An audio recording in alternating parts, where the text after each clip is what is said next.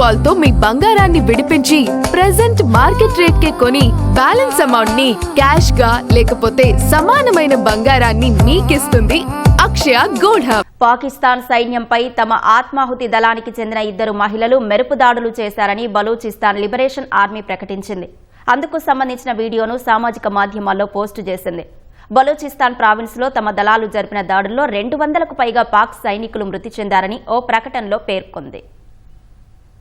Balochistan province లోని పాక్ సైనికుల్ని లక్ష్యంగా చేసుకుని ఆపరేషన్ హీరోఫ్ ఫేజ్ 2 పేరుతో బలూచిస్తాన్ లిబరేషన్ ఆర్మీ BLA భారీ దాడులు చేసింది. తమ దాడుల్లో 200కు పైగా పాక్ సైనికులు మృతి చెందారని BLA ప్రకటించింది. సుమారు 17 మందిని అదుపులోకి తీసుకున్నామని తెలిపింది.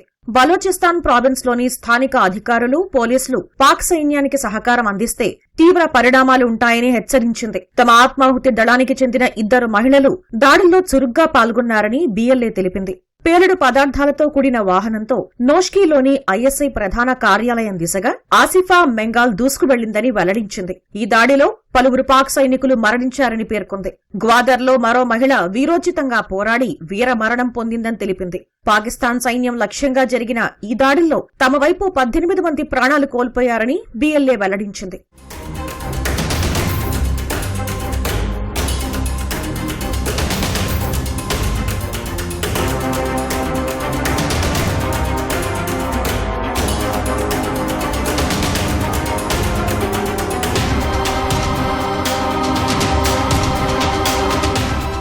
గత 40 గంటల సైనిక ఆపరేషన్లో సుమారు 145 మంది BLA ఉగ్రవాదులు హతమయ్యారని పాకిస్తాన్లోని బలూచిస్తాన్ ప్రావిన్స్ ముఖ్యమంత్రి సర్ఫరాజ్ బుక్తీ తెలిపారు.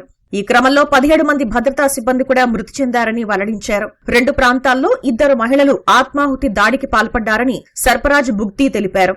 ఈ దాడుల్లో పలువురు పౌరులు కూడా మృతి చెందారని క్వెటాలో నిర్వహించిన మీడియా సమావేశంలో వెల్లడించారు.